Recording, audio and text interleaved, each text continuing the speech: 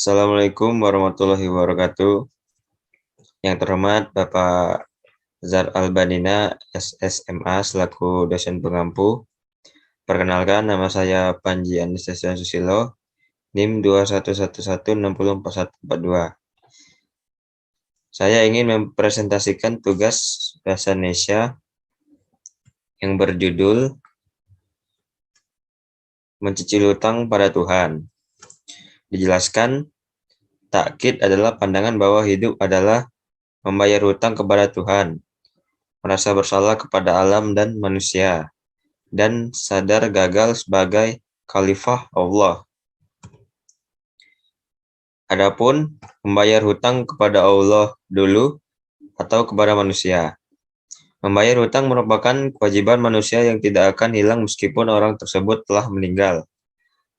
Rasulullah Shallallahu Alaihi Wasallam bersabda, semua dosa orang yang mati syahid akan diampuni kecuali hutang.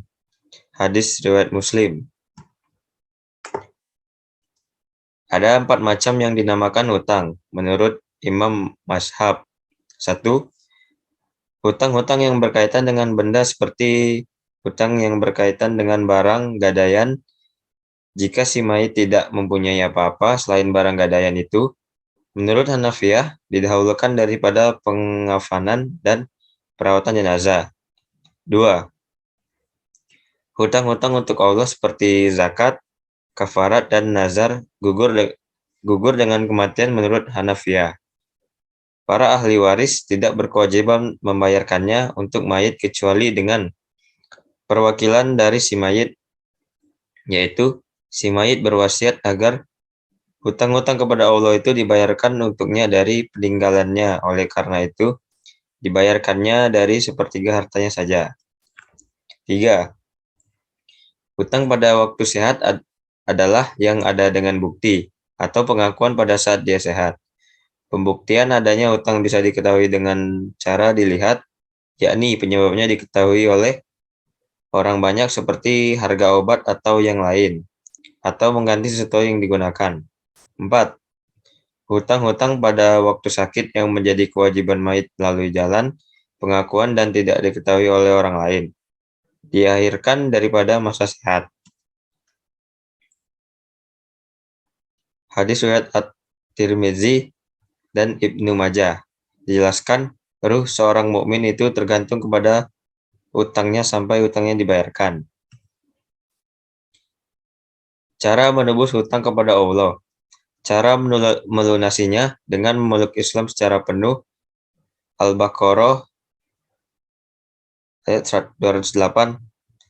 Menariknya, kata Islam sendiri dalam bahasa Arab berarti taat, tunduk, patuh, berserah diri hanya kepada Allah. Maka tidak heran dalam Al-Quran disebutkan sesungguhnya agama di sisi Allah hanyalah Islam.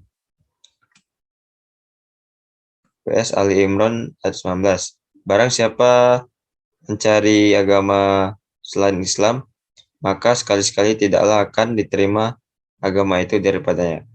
PS Ali Imran ayat 19. Hadirnya Islam untuk menuntun manusia agar mau beribadah sebagai medium menebus hutang, baik ibadah mahdah maupun ibadah muamalah, merupakan manifestasi ketaatan seorang hamba kepada Rabb-nya. Bedanya, hukum dasar ibadah mahdalah adalah haram sampai benar-benar ada dalil yang mengaturnya, sehingga segala ukuran waktu volume harus disesuaikan dengan dalil nas. Sementara itu, hukum dasar muamalah adalah mubah sampai benar ada dalil yang melarangnya, sehingga segala kegiatan sosial dibolehkan kecuali unsur-unsur yang telah tegas dilarang dalam agama. Artinya, membayar hutang pada Tuhan tidak disosiasikan dengan penyendirian di tempat yang paling kudus, pertapaan di ruang gelap untuk menyatu dengan Tuhan, atau mengasingkan diri dari pergaulan masyarakat ramai, melainkan dengan melaksanakan ibadah yang sesuai dengan Al-Quran dan Al-Sunnah, menjauhi larangan Allah seperti syirik, tahayul, bidah, khurafat, serta melakukan inovasi di bidang muamalah yang mampu menghilangkan jejak kemudaratan, dan menciptakan kondisi kemaslahatan untuk seisi alam semesta. Hal di samping mungkin dapat menjadi bahan refleksi spiritual bahwa sekiranya kita sadar akan hal ini, sadar bahwa diri kita sesungguhnya dalam keadaan berutang, maka kita tidak akan pernah menolak ajaran agama Islam, tidak akan merasa berat melaksanakan ibadah, dan segala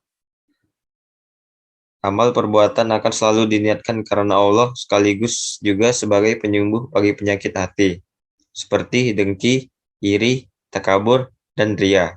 Bahwa tidak ada yang perlu kita banggakan, termasuk ibadah kita, karena amal saleh yang kita lakukan di dunia sejatinya sedang mencicil utang pada Tuhan.